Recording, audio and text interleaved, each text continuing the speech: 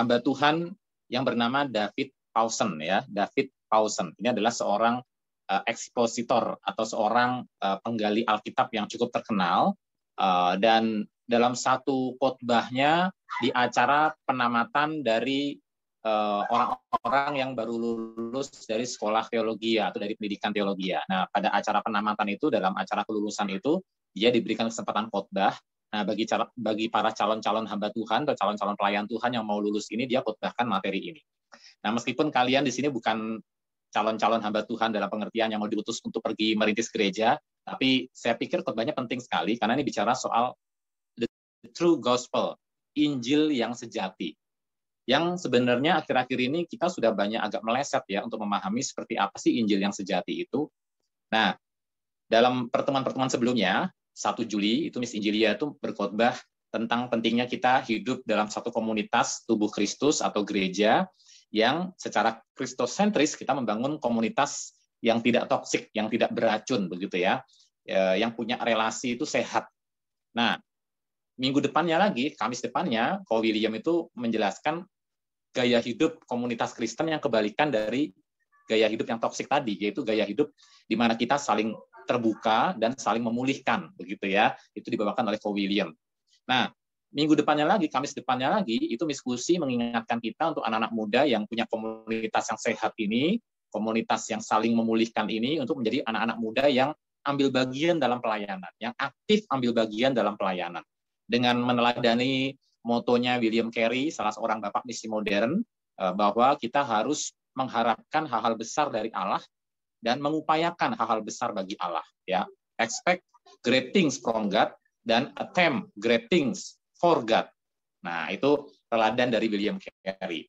Nah, saudara, masih menyambung dengan 3 topik yang sudah dibawakan oleh Miss Injilia, Bro William, dan Miss Kusi itu. Nah, saya ingin mengajak kita sebagai komunitas tubuh Kristus, sebagai gereja juga untuk menyadari sebetulnya apa sih, atau tepatnya siapa sih Allah yang kita percaya, dan berita apa yang harus kita sebarkan ke orang lain. Berita apa yang sebetulnya harus kita ceritakan ke orang lain. Kalau memang komunitas kita ini komunitas yang berbeda karena apa, begitu kan? Bukan hanya karena komunitasnya sehat, ya, bukan karena komunitasnya tidak toksik, bukan hanya karena komunitasnya saling memulihkan, bukan hanya karena kita punya keaktifan yang luar biasa, tetapi kita semua diikat oleh satu Allah dan satu berita yang menjadikan komunitas kita tuh unik begitu. Nah, karena itu teman-teman, hari ini saya akan mengajak kita untuk membuka Roma 1. Nah, Roma 1 ini sebetulnya ayatnya itu ada panjang ya, cuma saya akan mengajak kita membaca sedikit saja ya, karena waktunya tidak cukup ya. Roma 1 dulu ya. Roma 1 ayat 16 sampai ayat 17, cuma 2 ayat. Nanti saya sambung dengan Roma 10 ya. Roma 1, Injil itu kekuatan Allah. Ayat 16, sebab aku mempunyai keyakinan yang kokoh dalam Injil, karena Injil adalah kekuatan Allah yang menyelamatkan setiap orang yang percaya, pertama-tama orang Yahudi, tetapi juga orang Yunani. Sebab di dalamnya nyata kebenaran Allah. Nah, saya garis bawahi kata kebenaran Allah. The righteousness of God. Ya, yang bertolak dari iman dan memimpin kepada iman, seperti ada tertulis, orang benar atau orang yang dibenarkan, ya, yang menjadi righteous itu akan hidup oleh iman. Jadi kata kunci di sini sebenarnya adalah kata righteous di sini ya, righteousness. Kebenaran. Ada Allah yang kita sembah, yaitu Allah yang righteous, Allah yang benar. Sebenarnya kata righteous itu penerjemahannya agak susah sih. Nggak ada kata Indonesia yang cukup tepat untuk menerjemahkan kata righteousness ya. Jadi saya sih biasanya menerjemahkannya benar dan adil atau benar adil begitu ya. Kalau dibilang adil saja juga terjemahannya kurang pas, dibilang benar saja juga terjemahnya kurang pas begitu. Jadi saya terjemahkan aja benar dan adil gitu ya. Jadi di sini ditekankan ada Allah yang benar dan adil, lalu ada orang benar dan adil. Nah, sekarang ayat kedua, Roma 10. Roma 10 ya. Roma 10 ayat 1 sampai 3. Saudara-saudara, keinginan hatiku dan doaku kepada Tuhan ialah supaya mereka diselamatkan. Sebab aku dapat memberi kesaksian tentang mereka, yaitu orang-orang sebangsanya Paulus ya, bahwa mereka sungguh-sungguh giat untuk Allah, tetapi tanpa pengertian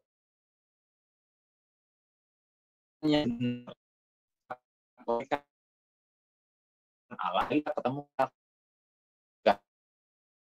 Allah yang benar, ya. Dan karena mereka berusaha untuk tidak takluk pada kebenaran Allah. Kita bertemu dengan adanya Allah yang righteous, Allah yang benar dan adil, dan adanya manusia-manusia yang berusaha mendirikan kehidupannya itu di atas kebenarannya sendiri.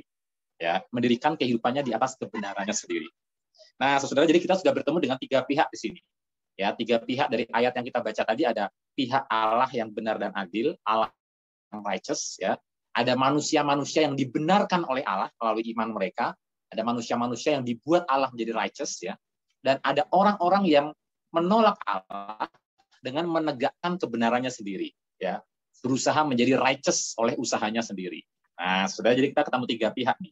Yang manakah kita? Nah, saudara, ayat yang ke-9, sebab jika kamu mengaku dengan mulutmu bahwa Yesus adalah Tuhan dan percaya dalam hatimu bahwa Allah telah membangkitkan dia dari antara orang mati, maka kamu akan diselamatkan.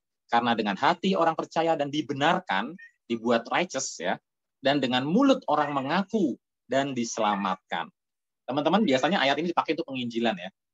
Tapi persoalannya adalah pertama, ya, mengaku dengan mulut, percaya dalam hati. Persoalannya adalah kalau ayat ini dipakai untuk penginjilan di masa kita sekarang, Injil itu kelihatan jadi encer banget. Encer bangetnya begini. Yang penting kamu percaya, janji Tuhan kamu percaya akan dibenarkan, mengaku dengan mulut kamu akan diselamatkan. Nggak salah sih, ya. Cuma apa ya? Akhirnya ketika orang ditantang seperti itu, ya orang, oh berarti yang penting percaya ya. Oke, kalau gitu saya mau percaya Yesus, saya mau mengucapkan dengan mulut saya mau percaya dengan hati saya sesuai firman Tuhan yang kamu katakan, yang kamu khotbahkan. Oke, saya akan lakukan itu. Nah, setelah dia lakukan itu, lalu pendetanya dengan gampang mengatakan, selamat ya, kamu sekarang sudah selamat. Selamat ya, kamu sekarang sudah jadi orang Kristen. Selamat ya, kamu sekarang sudah masuk surga. Begitu ya, sekarang kamu sudah jadi penghuni surga. Nah, saudara, sebenarnya ayat ini nggak salah, gitu ya.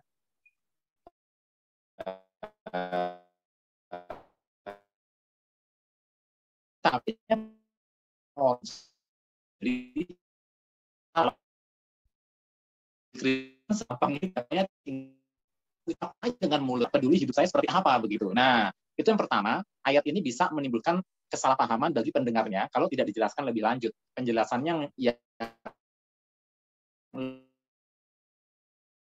lebih teliti sebetulnya. Ayat ini diberikan Paulus hidup di zaman Romawi, di mana yang berani mengatakan Yesus adalah Tuhan, adalah orang-orang yang akan kepalanya atau kepalanya hilang, putus, dipenggal, atau bahkan mungkin disalibkan seperti Yesus disalibkan. Nah, itu orang yang itu orang yang zaman sekarang mungkin lupa begitu. Lupa memberitakan Injil, isi Injilnya sih nggak salah ya, isi Injilnya nggak salah, tetapi akhirnya menimbulkan kesan yang salah di telinga orang yang dengar gitu. Telinga orang yang dengar tuh akhirnya pikir, oh jadi Kristen tuh gampang ya. Nggak perlu ada pertobatan, nggak perlu ada perubahan hidup, yang penting percaya saja, ngucapin dengan mulut saja, ngikutin apa yang diucapkan oleh pendeta, saya sudah Kristen, saya sudah selamat, enak dong saya, begitu kan. Nah, itu yang kesan yang bisa salah, yang bisa muncul dalam pikiran orang zaman sekarang. Ya, orang lupa, ayat ini ketika diucapkan dan dipraktekkan di zaman dulu, di zaman Paulus, itu nyawa bisa hilang. Beneran bisa hilang. Karena ini bukan sesuatu yang mudah.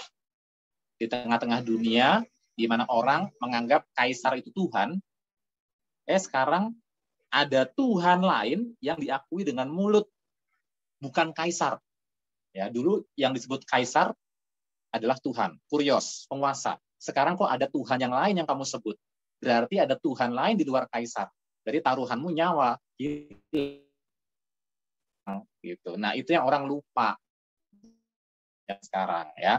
Nah, so kita mesti ingatkan kepada orang-orang bahwa dalam penginjilan kita, mengikut Yesus itu memang karena iman, percaya. Betul, itu nggak salah ya.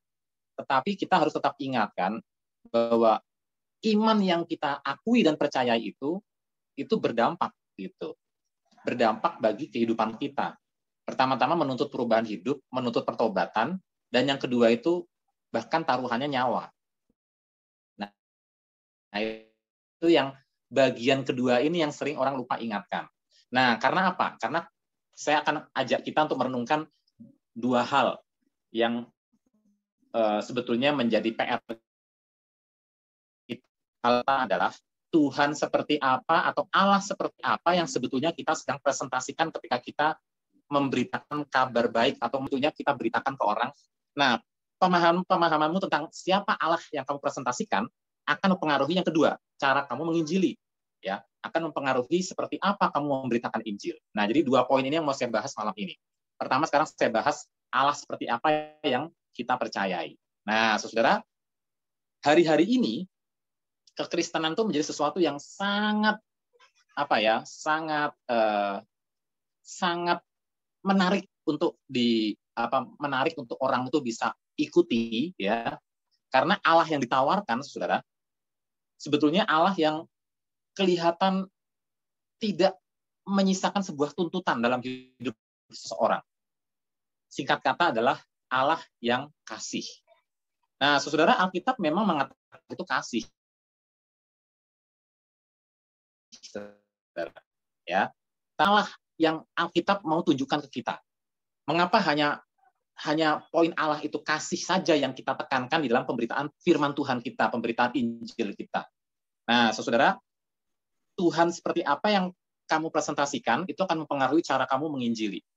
Nah, karena kita sudah terlalu gampang mengatakan Allah itu kasih, Allah itu kasih, Allah itu kasih. Kemana-mana kita promosikan kekristenan, kemana-mana kita menyebarkan agama Kristen, kemana-mana kita ceritakan iman kita, selalu yang kita tekankan Allah itu kasih, Allah itu kasih, Allah itu kasih. Sampai-sampai kemudian konsep Allah itu kasih itu diselewengkan. Contoh dalam konsep LGBT, ya, LGBT, ya, lesbianisme, gay, biseksual, transgender, gitu ya. Orang-orang homoseksual ketika datang ke pendeta menuntut supaya saya dinikahkan dengan pasangan yang sejenis, begitu ya. Atau ada juga pendeta yang diminta untuk membaptis anak mereka. Nah, laki-laki sama laki-laki nggak mungkin punya anak kan, tapi mereka mengadopsi anak, mereka bayar wanita untuk melahirkan seorang anak, begitu ya, dan anak itu mereka adopsi jadi anak mereka, ya. Nah, waktu diadopsi jadi anak mereka, mereka minta pendeta untuk baptis anak mereka. Tolong baptis anak saya. Nah, kalau pendeta itu nolak, mereka kan ngomong gini, loh, kan Allah itu kasih. Nah, bahkan sampai sekarang ini, saudara ya, kalau saudara perhatikan di media sosial, ada semacam template-template tertentu yang menggambarkan warna pelangi, yang merah, putih, biru, jingga, kuning, gitu ya. Dan template berwarna pelangi itu punya slogan begini, kasih selalu menang, kasih mengalahkan segalanya. Pokoknya kata kasih itu ditonjolkan, saudara ya.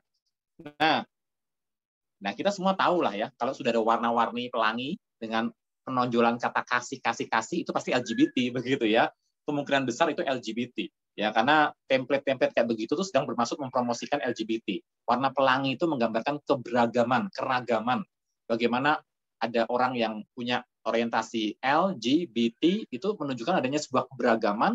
Karena kita saling mengasihi, karena Allah itu kasih, terima dong kenyataan bahwa saya suka dengan sesama jenis. Saya suka perempuan dengan perempuan. Kamu harus terima dong keberagaman ini. Makanya mereka menyodorkan, menonjolkan, dan terus mendorong kasih. Tapi kasihnya dari pelintir, saudara ya. Karena apa? Orang Kristen selalu bicara Allah itu kasih, begitu ya. Dan sekarang konsep Allah itu kasih dipakai oleh orang-orang yang pikirannya berdosa untuk menonjolkan, untuk mendorong ide mereka. Kalau kamu punya Allah kasih, ya nikahkan saya dong dengan yang sejenis. Kalau kamu menganggap Allah itu kasih, kenapa kamu menolak membaptiskan anak kami dari hasil pasangan laki-laki dengan laki-laki, anak yang kami adopsi ini? Kalau kamu Allah itu kasih, kenapa kamu tidak mau memberkati pernikahan sejenis antara saya dengan pasangan saya? Nah, itu akhirnya didorong, dan pakai konsep Allah itu kasih. Nah, saudara, ini nggak terasa di Papua, karena di Papua masih konservatif ya. Tapi kalau kamu sudah pergi ke Jakarta atau ke kota besar sedikit aja di Indonesia ya, ini sudah isunya tuh isu yang sudah cukup ramai, dan ya kita bersyukur kita hidup di negara yang mayoritas Islam ya. Karena orang Islam juga mayoritas masih konservatif ya. Jadi gerakan-gerakan seperti ini masih tertahan ya. Jadi keberadaan teman-teman agama Islam itu seperti anugerah umum sebenarnya ya. Keberadaan mereka justru menahan suatu gerakan tertentu yang sebetulnya menyalahi firman Tuhan. Nah, saudara, jadi konsep Allah seperti apa yang kita mau tonjolkan? Allah itu kasih. Hanya itu saja, hanya Allah itu kasih, begitu. Wah, siap-siap orang pun akan menyelewengkan itu. Nah, saudara, yang kedua, ketika kita menyorongkan, selalu mendorong konsep Allah itu kasih, ya, bukan hanya akhirnya orang menyelewengkan ya, tapi akhirnya hilangnya rasa hormat dan kekaguman kepada Allah. Padahal kalau kita baca di Alkitab, Allah yang kasih itu adalah juga Allah yang merupakan api yang menghanguskan, consuming fire. Ulangan 4 ayat 24, Ibrani 12 ayat 29. Allah itu adalah api yang menghanguskan, consuming fire. Nah, saudara, api yang menghanguskan itu silakan saudara bayangkan sendiri ya. Kalau saya sih belum pernah mengalami peristiwa kebakaran besar seperti apa tuh belum pernah. Tapi memang saya pernah mengalami rumah saya hampir kebakaran waktu di Cibinong. Di Cibinong itu ketika ada bagian korden dari rumah, salah satu kamar di rumah saya tuh sempat terbakar besar begitu ya, dan itu mengerikan sekali ya. Angin tidak ada angin, tidak ada sesuatu yang membuat itu bisa menjadi besar, tapi kayak api itu seperti sesuatu yang mengerikan yang gampang sekali cepat membesar gitu. Nah, itu aja kita bisa bayangkan ya kalau Allah itu api yang menghanguskan seperti apa. Dan yang berikutnya, dengan kita terlalu menyodorkan Allah itu kasih, Allah itu kasih, Allah itu kasih, akhirnya orang melupakan aspek lain dari kehidupan Kristen, yaitu pertobatan. Ya, jadi akhirnya tidak ada pertobatan. Orang berpaling dari hal-hal yang Allah tidak sukai. Orang tidak berpaling, orang tidak mau beralih dari hal-hal yang Allah tidak sukai. Tidak ada pertobatan. Nah, saudara, itu yang menjadi gejala kekristenan yang berkembang di dunia Injili sekarang ini. Kekristenan di mana pertobatan itu tidak menjadi tuntutan, tetapi yang penting percaya Allah itu kasih. Pokoknya ucapkan saja dengan mulut kamu pasti masuk surga, tapi tidak ada pertobatan. Ya, tidak ada pertobatan. Tidak ada tuntutan bahwa orang itu harus meninggalkan dosa ini, dosa itu, dosa ini, dosa ini. Karena kita punya konsep tentang Allah yang berat sebelah. Nah, saudara, bahkan seorang bernama David Powson yang saya ceritakan di awal tadi, ya, seorang hamba Tuhan, ekspositor Alkitab yang terkenal itu, mengajak kita coba teliti di Alkitab tentang kasih Allah itu dipaparkan berapa banyak sih di Alkitab. Dalam kitab Pentatuk saja ya, 5 kitab yang pertama, dari Kejadian sampai Ulangan. Ya, berapa banyak tentang Allah itu kasih itu dinyatakan dalam kitab sejarah, ya. Ada nggak pernyataan eksplisit bahwa Allah itu kasih dalam kitab nabi-nabi? Yang paling menonjol tentang kasih Allah itu kitab Hosea, ya. Kitab Hosea. Ada kitab Yunus ya, juga menceritakan tentang bagaimana Allah itu menyayangi bangsa yang besar itu. Tapi sebelumnya ketika Yunus diutus untuk memberitakan firman Tuhan ke Niniwe, yang diberitakan bukan berita kabar baik loh, kabar penghakiman bahwa Niniwe akan ditunggang balikan. Ya. Kemudian dalam Mazmur ya ada beberapa ayat tentang Allah itu kasih, ada begitu ya. Tapi dalam Injil Sinoptik, Perjanjian Baru misalnya, Injil Sinoptik itu Matius, Markus, dan Lukas, 3 Injil yang awal itu ya. Berapa banyak dinyatakan tentang Allah itu kasih, yang secara eksplisit mengatakan Allah itu kasih. Dalam tulisan Yohanes, kita bertemu dengan ayat yang sangat terkenal, Yohanes 3 ayat 16. Karena begitu besar kasih Allah akan dunia ini, ya, sehingga setiap orang yang percaya kepadanya tidak binasa, melainkan beroleh hidup yang kekal. Nah, ayat ini sering dipakai untuk penginjilan, dan bahkan dijadikan seolah-olah keseluruhan berita Injil kita. Ya, percaya. Ya nggak salah sih, memang keselamatan kita tuh hanya melalui percaya, bukan oleh karena perbuatan baik ya, hanya melalui percaya saja. Tapi saudara, coba kalau kita perhatikan tensis dari Yohanes 3 ayat 16. Kata percaya ini sebetulnya menggunakan tensis dalam bahasa Yunani yang menunjukkan tindakan berkelanjutan. Ya, barang siapa yang terus-menerus percaya, ia tidak akan binasa, melainkan beroleh hidup yang kekal. Jadi sebetulnya ayat ini ditujukan untuk orang-orang yang sudah percaya, dan diminta untuk terus-menerus percaya. Ya, ingatlah kasih Allah kepada dunia ini, barang siapa yang terus-menerus percaya kepadanya tidak akan binasa, melainkan beroleh hidup yang kekal. Jadi sebenarnya ayat ini ditujukan untuk orang-orang yang sudah percaya. Ya, apalagi Injil Yohanes ditulis paling terakhir, ya sekitar 60-an tahun setelah Yesus ya, kira-kira lah ya. Jadi waktu itu sudah ada Injil Matius, sudah ada Injil Markus, sudah ada Injil Lukas, tapi kemudian orang-orang percaya yang sudah membaca 3 Injil itu dikuatkan lagi oleh penulis Injil Yohanes ya, untuk terus-menerus percaya. Bahkan dalam Yohanes 20 ayat 31 di bagian akhir Injilnya, Yohanes mengatakan bahwa semua yang tercantum dalam kitab Yohanes, dalam Injil Yohanes telah dicatat supaya kamu percaya. Nah, kata percaya ini juga menggunakan tensis terus-menerus percaya atau berkelanjutan percaya bahwa Yesuslah Mesias, Anak Allah, dan supaya kamu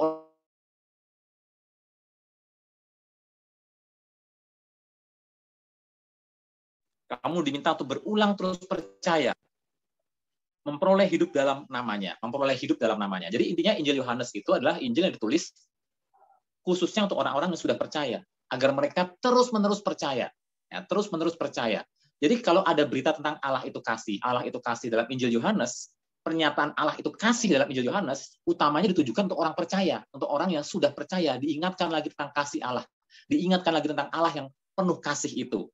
Jadi, saudara, di Alkitab itu pernyataan Allah itu kasih, ya utamanya itu ditujukan untuk orang-orang yang sudah percaya, yang sudah Kristen, ya utamanya itu utamanya. Nah, dalam Kisah Para Rasul contohnya, coba kita lihat dalam Kisah Para Rasul. Ketika Paulus dan para rasul memberitakan Injil, apakah tema kasih Allah menjadi tema yang utama?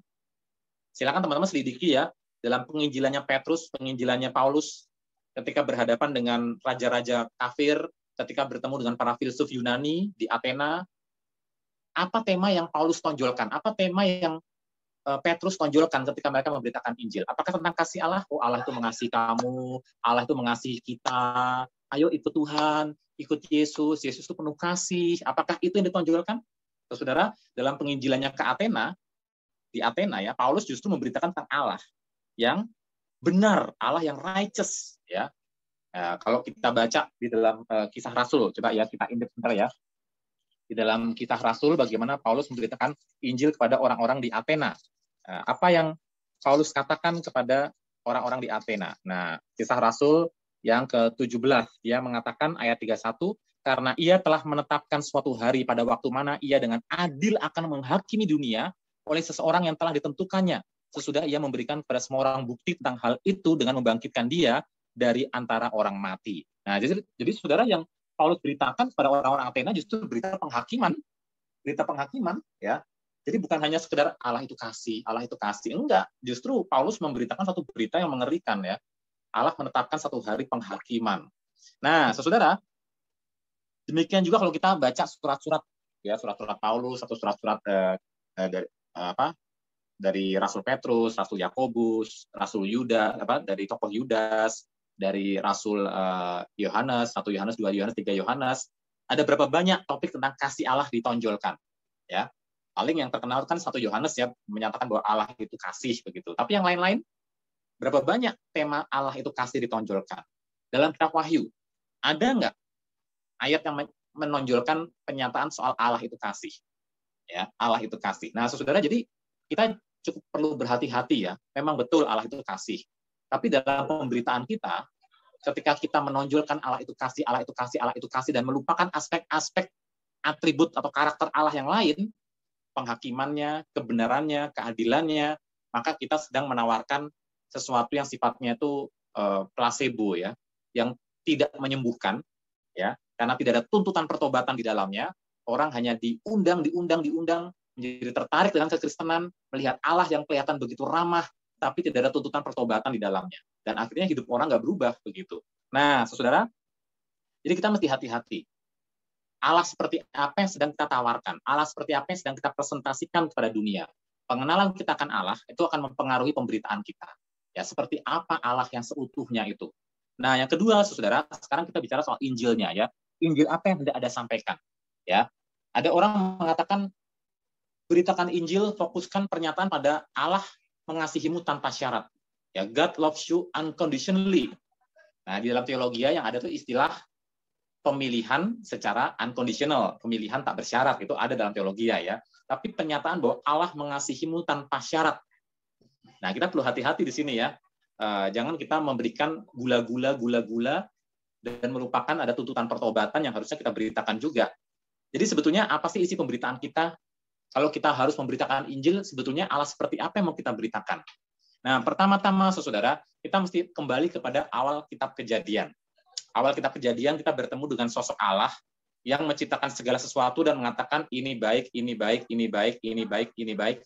Dan pada puncaknya Kejadian 1 ayat 31 Allah mengatakan sungguh amat baik.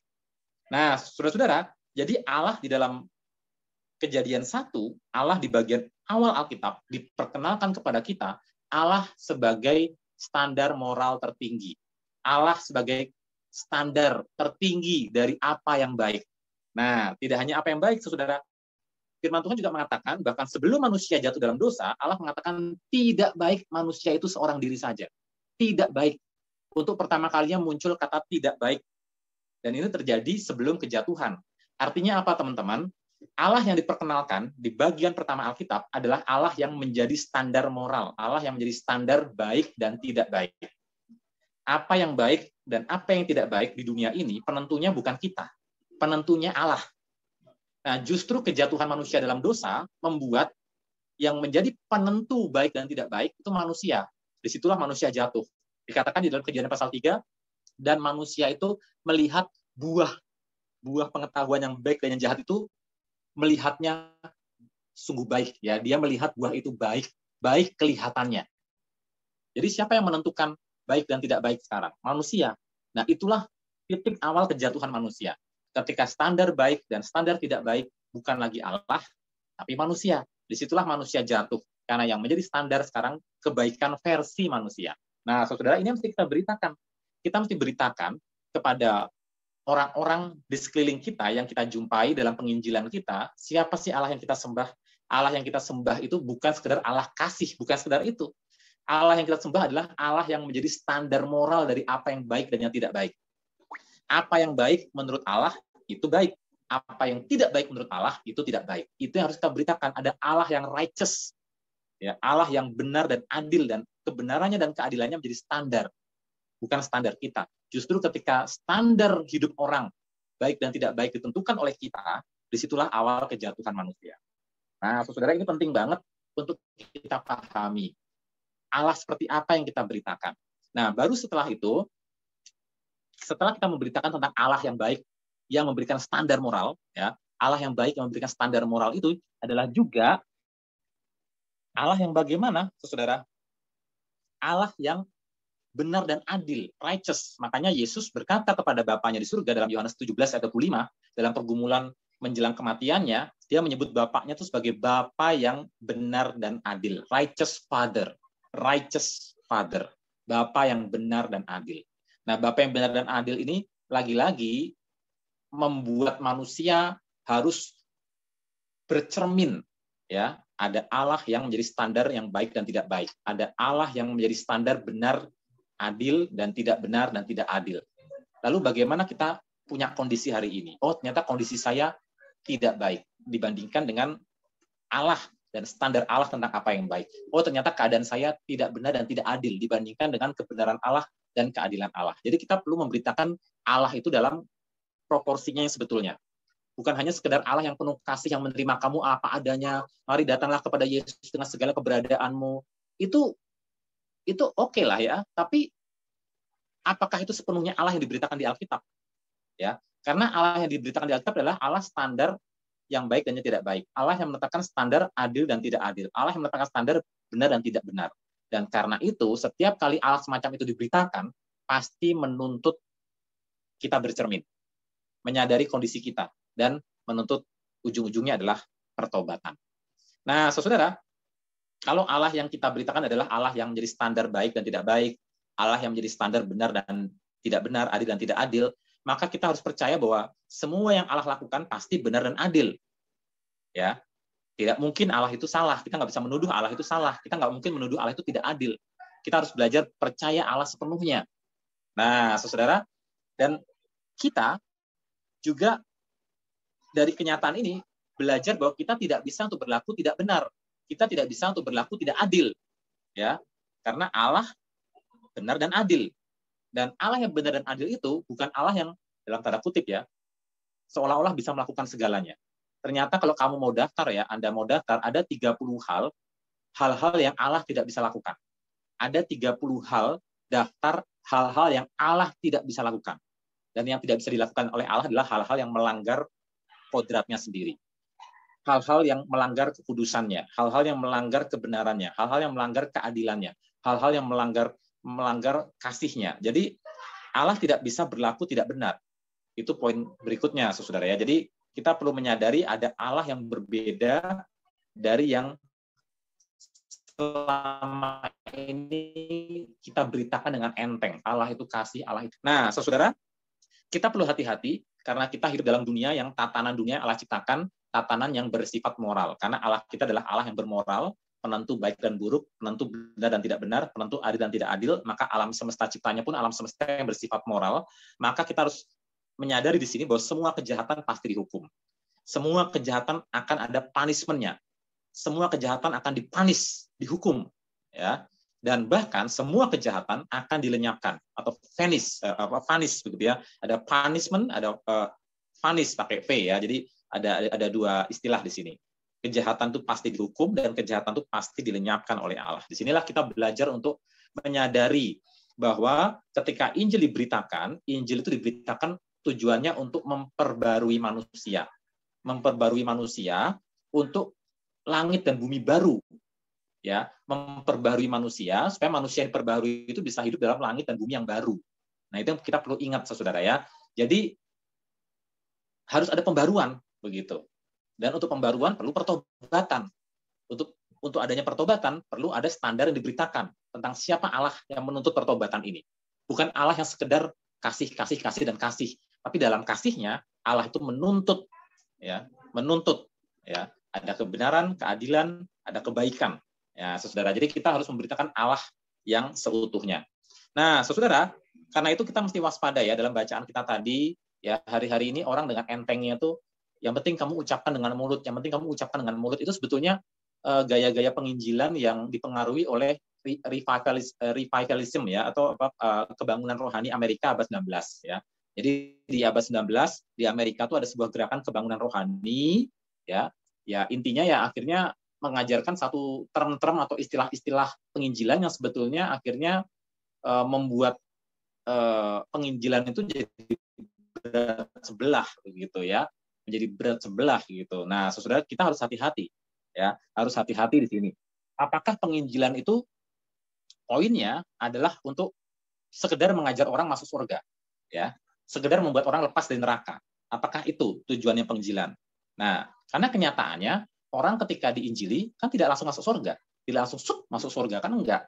Jadi sebetulnya apa sih tujuan penginjilan?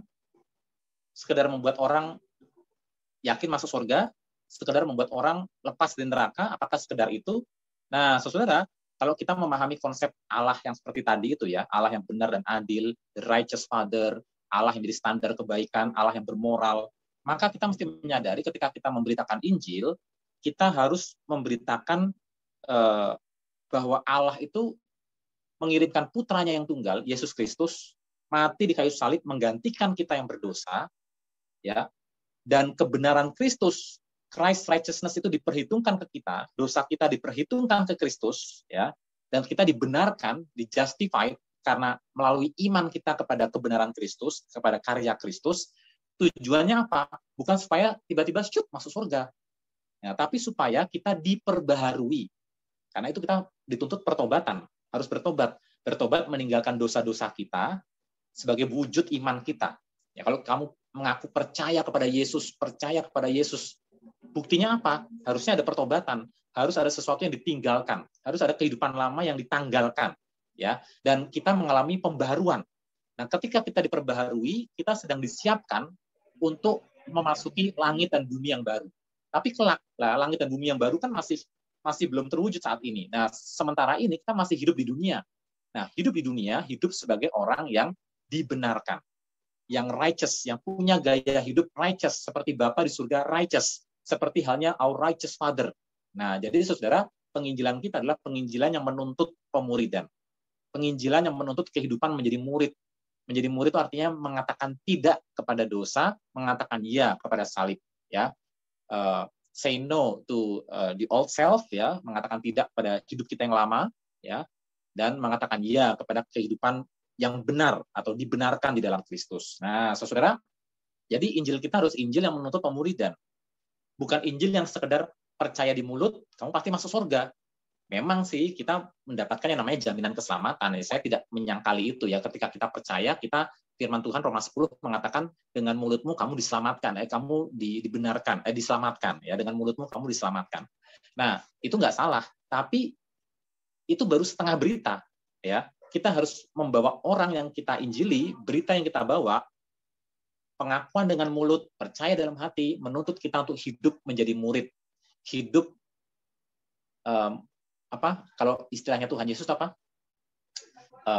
Barang siapa hendak mengikut aku, dia harus memikul salibnya, harus menyangkal dirinya dan memikul salibnya setiap hari. Ya, nah itu yang kita harus beritakan juga. Ya, kita harus beritakan bahwa benar mau ikut Yesus, benar mau percaya Yesus. Setelah kamu percaya dengan mulutmu, itu berarti harus ada kehidupan di mana kamu mengikuti kata-kata Yesus. Barang siapa ingin mengikut aku, harus menyangkal diri. Artinya mengatakan tidak kepada sesuatu. Mengatakan tidak kepada hal-hal yang menyakiti Allah. Say no to the old self. Ya. Harus mengatakan tidak kepada dosa. Artinya bertobat. Jadi penginjilan kita tuh harus memberitakan pertobatan gitu loh. Kita harus memberitakan perkataan Yesus, barang siapa ingin mengikut aku, kamu harus menyangkal diri dan pikul salib setiap hari. Nah, itu yang kita sering lupa, saudara ya. Penginjilan kita hanya fokus pada Allah itu kasih, tapi juga lupa bahwa Allah kita adalah righteous Father. Allah yang benar dan adil, Allah yang menjadi standar kebaikan, Allah yang menjadi standar baik dan tidak baik, Allah yang bermoral, dan itu menuntut pertobatan. Harus mengatakan tidak kepada hidup lama dan mengenakan manusia baru yang diperbaharui dari sehari ke sehari. Artinya prosesnya progresif, harus bertobat setiap hari. Ya, ada pertobatan di awal kita terima Yesus, tetapi harus dilanjutkan pertobatan setiap hari. 1 Yohanes 1 ayat 9. Barang siapa mengaku dosa, maka ia adalah Allah setia dan adil, dia akan mengampuni segala dosamu dan menyucikan engkau dari segala kejahatan. Dan itu setiap hari. Ngaku dosa lagi, ngaku dosa lagi, ngaku dosa lagi, ngaku dosa lagi. Nah, itu Injil yang harus kita beritakan. Ya, Injil anugerah bahwa Allah mengasihi kita betul, tapi Allah yang mengasihi kita adalah Allah yang menjadi standar kebenaran dan kebaikan, kebenaran dan keadilan yang menuntut pertobatan. Jadi kamu harus bertobat, dan itu berita Injil yang kemana-mana Paulus beritakan. Paulus memberitakan tentang pertobatan. Ya, Paulus memberitakan bahwa semua orang, semua bangsa harus bertobat. Nah, itu yang Paulus beritakan. Paulus bahkan kalau saya baca Kisah Para Rasul ya, seingat saya ya, sering sekali mengucapkan kalimat itu, di mana-mana orang harus bertobat. Nah, saudara, justru kalimat Allah itu kasih, Allah itu kasih, Allah itu kasih. Kok seingat saya, Paulus hampir-hampir tidak menyinggung itu ya. Yang dia singgung tuh, kamu harus bertobat. Allah menuntut pertobatan. Setiap bangsa dibawa kepada pertobatan, dan seterusnya, dan seterusnya. Nah, saudara, jadi ini Injil yang sesungguhnya, Injil yang harus kita beritakan. Bukan sekedar ucapan dalam mulut, tetapi ucapan dengan mulut harus diikuti dengan percaya dalam hati harus diikuti dengan perubahan hidup, yaitu pertobatan, meninggalkan hidup lama, seperti kata Yesus, menyangkal diri, pikul salib, menjadi murid. Nah, saudara, inilah Injil yang sepenuhnya, the full gospel. Jadi ada dua langkah di sini. Yang pertama, pembenaran. Kamu harus diampuni, diperdamaikan dengan Allah, Yesus diperhitungkan kita dijadikan benar oleh Allah, kita dijadikan benar untuk memasuki langit dan bumi yang baru. Nah, saudara, dan yang kedua, setelah kita mengalami pembenaran dari Allah yang benar itu, kita ada dalam suatu relasi di mana kita menjadi kudus, setiap hari dikuduskan. Nah, saudara, artinya kita hari ini mendapatkan sebuah berita bahwa kamu dapat dimerdekakan dari dosa. You can be free from sin. Kamu dapat dimerdekakan dari dosa. Kamu dapat hidup kudus. You can be holy. Nah, saudara, itu isi penginjilan kita harusnya. Jadi isi penginjilan kita bukan sekedar kamu percaya Yesus pasti masuk surga loh. Enggak hanya itu. Kamu percaya Yesus, kamu akan Tuhan tolong, Tuhan akan berikan kekuatan, Tuhan akan perbaharui untuk kamu meninggalkan dosa. Meninggalkan dosa. Nah, saudara, kalau sudah dengar kata meninggalkan dosa, saudara, berapa banyak orang yang mau akhirnya ikut Yesus? Orang nggak akan dengan seenaknya jadi Kristen. Orang nggak akan seenaknya dibaptis, saudara. Karena apa? Karena tuntutannya itu, tinggalkan dosa. Ikut Yesus, tinggalkan dosa. Nah, saudara, jadi apa yang disebut kabar baik adalah berita bahwa orang-orang berdosa dapat menjadi orang-orang benar. Itulah good news, glad tidings, kabar baik, Injil, Evangelion. Ada sebuah berita bahwa orang berdosa dapat menjadi orang benar. Itulah Injil. Bukan orang berdosa masuk surga, bukan hanya itu. Ya, orang berdosa ya dapat menjadi orang benar. Itulah Injil. Nah, saudara ingat Matius 1 ayat 21 yang kita selalu ucapkan pada waktu Natal, yang kita sering baca pada waktu Natal. Yesus Kristus lahir. Dialah yang akan menyelamatkan umatnya dari dosa mereka. Hai Yusuf, kamu namai anakmu Yesus karena dialah yang akan menyelamatkan umatnya dari dosa mereka. Yesus datang untuk menyelamatkan kita dari dosa, bukan sekedar menyelamatkan kita ke sorga, bukan, saudara ya. Sorga itu bonus, ya. Lepas dari neraka itu bonus. Tapi utamanya Yesus yang kita beritakan dalam penginjilan kita, Yesus yang melepaskan kita dari dosa. Bonusnya adalah sorga. Bonusnya adalah lepas dari neraka. Jadi dalam penginjilan kita, saudara, fokusnya bukan lagi surga neraka sekarang. Fokusnya adalah kamu orang berdosa. Dan kamu mungkin untuk menjadi orang benar oleh kuasa Tuhan. Mau nggak hidup kamu diperbaharui oleh Tuhan? Mau nggak kamu hidupnya dibenarkan oleh Allah? Dijadikan orang benar. Itulah Injil. Injil atau kabar baik adalah orang dosa yang berubah, diubah benar, diubah yang righteous di mata Allah dan bertumbuh dalam righteousness di mata manusia. Nah, saudara, Injil semacam inilah yang paling dibutuhkan oleh orang berdosa. Ya, orang-orang berdosa itu hati mereka menjerit, mereka ingin lepas, mereka juga pengen hidup baik-baik, mereka juga pengen hidup jadi orang benar, mereka tuh pengen, saudara ya. Tapi dosa itu seperti mengikat, aku nggak bisa lepas, aku kecanduan. Padahal sebetulnya mereka tuh pengen loh lepas. Nah, saudara, karena itu orang-orang seperti inilah yang Yesus datangi. Orang-orang pemungut cukai, para pelacur, yang sebetulnya mendambakan kehidupan yang diubahkan. Nah, ketika mereka mendengar kabar baik itu, Yesus datang membawa kabar baik itu, mereka pun diubahkan. Mereka sangat reseptif, mereka sangat mudah untuk menerima. Dan justru yang paling sulit untuk diinjili, paling sulit untuk menerima kabar baik adalah orang-orang yang menegakkan kebenarannya sendiri. Seperti dalam Roma tadi ya, orang-orang yang menegakkan kebenarannya sendiri. Orang Farisi, ahli Taurat, yang merasa dirinya sudah baik, yang menetapkan standar baiknya berdasarkan keputusannya sendiri. Itu orang-orang yang justru paling sulit diinjili. Padahal Alkitab mengatakan dalam Yesaya 64 ayat 6, ayat penutup kita ya, Yesaya 64 ayat 6 dan Filipi 3 ayat 8. Yesaya 64 ayat 6 mengatakan kebenaran manusia, the righteousness of man, kebenaran manusia tidak ubahnya seperti kain pembalut bekas menstruasi. Dalam bahasanya Yesaya itu kain kotor. Ya, kesalehan kita seperti kain kotor. Nah, kata kain kotor itu adalah kain bekas pembalut darah menstruasi. Ya. Filipi 3:8. Paulus mengatakan sebab semuanya itu prestasi-prestasi keagamaanku, keberadaanku sebagai murid Gamaliel, sebagai ahli Farisi yang taat, sebagai ahli Taurat, masa laluku bagiku ku anggap sampah. Jadi Paulus menganggap kesalehannya di masa lalu itu sampah. Nah, kata sampah dalam bahasa Yunani itu sebetulnya lebih menunjuk kepada tai tahu ya, kotoran ya, tai begitu ya. Jadi bagi Paulus kesalehanku di masa lalu itu kuanggap sampah, kuanggap tai gitu. Karena apa? Karena semua itu adalah kebenaran-kebenaran yang kutegakkan sendiri berdasarkan standar manusia. Nah, justru orang-orang seperti inilah yang paling sulit diinjili, saudara ya. Tapi orang-orang berdosa yang menyadari dirinya sangat berdosa ketika mendengar ada Allah, ya, Allah yang benar dan adil, tapi juga mengasihi mereka. Nah, Allah dan benar adil ini mau memperbaharui mereka, menuntut pertobatan. Mereka datang, mereka bertobat, dan mereka mau diperbaharui, maka hidup mereka benar-benar diperbaharui. Dan itulah Injil. Ketika orang berdosa, diubah menjadi orang benar. Orang berdosa, diubah menjadi orang yang righteous. Ya, dan bertumbuh dalam righteousness. Setiap hari semakin sempurna. Itulah Injil, itulah kabar baik. Jadi saudara, singkat kata, singkat cerita, pertama, milikilah konsep Allah yang utuh. Bukan hanya Allah itu kasih, tapi juga Allah yang adalah standar kebaikan, standar kebenaran, standar keadilan, Allah yang punya tuntutan untuk orang itu bertobat, begitu ya. Dan yang kedua, Injil seperti apa yang kita beritakan, bukan hanya Injil yang mengatakan dengan mulut kamu percaya enak pasti masuk surga. Ya bukan hanya itu, tapi Injil yang sejati adalah Injil ketika ada orang berdosa diubahkan oleh Tuhan menjadi orang yang benar, orang yang dibenarkan dan bertumbuh dalam kebenaran. Itulah Injil yang sejati. Jadi menuntut pertobatan, menuntut kamu harus bertobat, menuntut sangkal diri dan pikul salib, menuntut hidup sebagai murid. Nah, saudara, inilah Injil sejati yang harus kita beritakan.